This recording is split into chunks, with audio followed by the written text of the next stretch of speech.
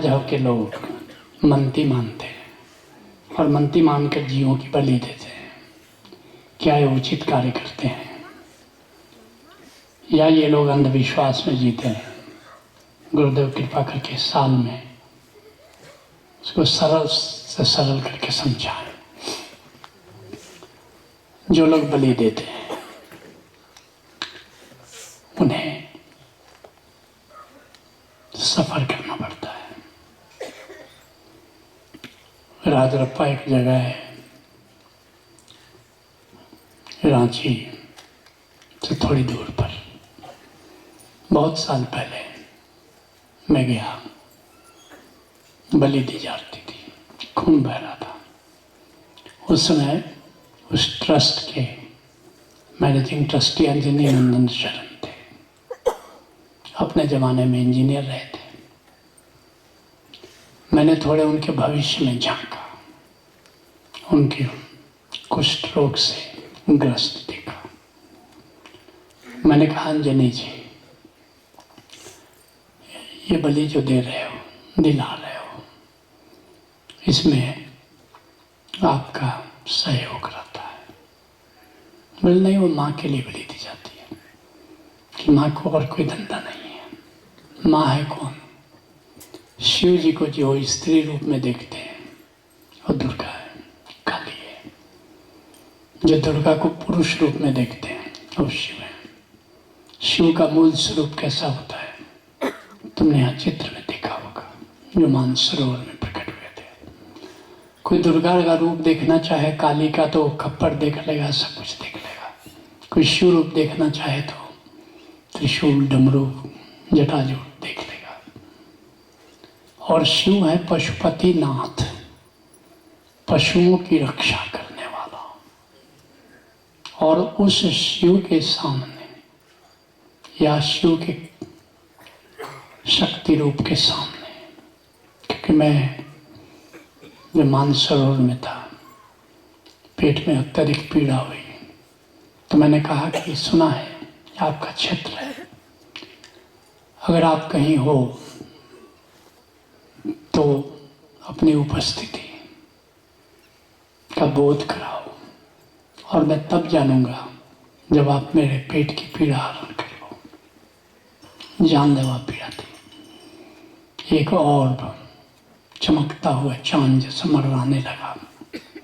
मैंने पूछा, आप कौन हो? कहा कि मैं शिव शक्ति। मैंने कहा, शिव या शक्ति? कहा कि दोनों। मैंने कहा, आने का कारण कि तुम्हें ने बुलाया, तो कारण भी पूछते हो, कैसे आए? और फिर करीब 5 मिनट के अंदर मैंने देखा पीड़ा तो गई। तब से पेट में दोबारा पीड़ा आज तक नहीं हुई। लेकिन जो पशुपति नाथ है, उसके सामने लोग बलि देते हैं। नेपाल में तो पशुपतिनाथ मंदिर के बगल में बलि देते हैं। मैंने नेपाल वालों को 7 साल पहले वार्न किया था, अगर तुमने बलि प्रथा बंद नहीं की तो नेपाल का संहार निश्चित है, कोई बचा नहीं सकता। मेरे ओशोधारा के लोगों ने धरना दिया। गढ़ी माई, विश्व में सबसे ज्यादा बलि गढ़ी माई में दी जाती है। भारत के हजारों पशु जाते हैं, लेकिन इसके बावजूद लोग बलि देते रहे। नेपाल में भूकंप आया तो मेरे लोगों ने मुझे फोन किया कि बाबा त्राहिमाम, हम क्या और बलि दो? तुम बलि रोको, मैं भूकंप रोकता हूं। और ये कहते हुए मुझे खुशी है कि गढ़ी माई के मैनेजमेंट ने अब निर्णय ले लिया है कि वहां कोई बलि नहीं दी जाएगी।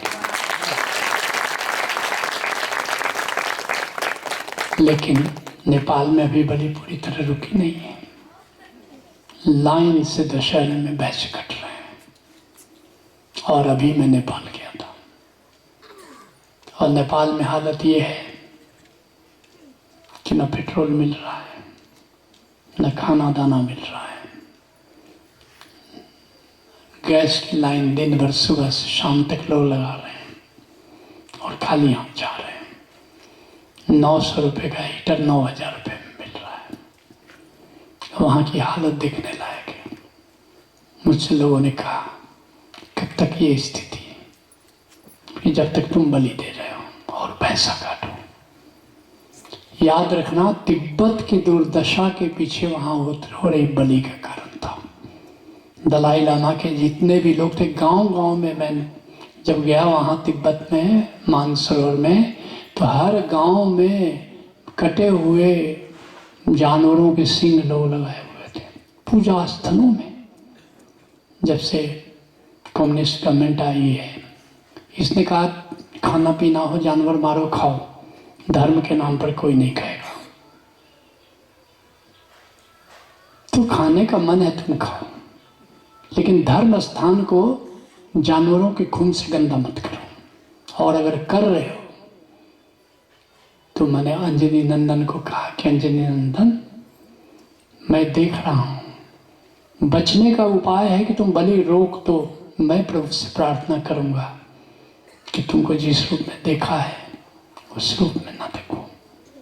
अंजनी नंदन ने कहा कि बहुत लोग आते हैं और भाषण देके चले जाते हैं। हमने कहा मैं 6 महीने बाद आऊँगा, ज़्यादा समय बाद नहीं, तुम्हारा असली रूप दिखाने आऊँगा। जब मैं 6 महीने बाद गया अपने वादे के अनुसार, पूरे शरीर में कुष्ठ था। अंजनी नंदन ने कहा कि काश आपकी बात हमने मान ली होती।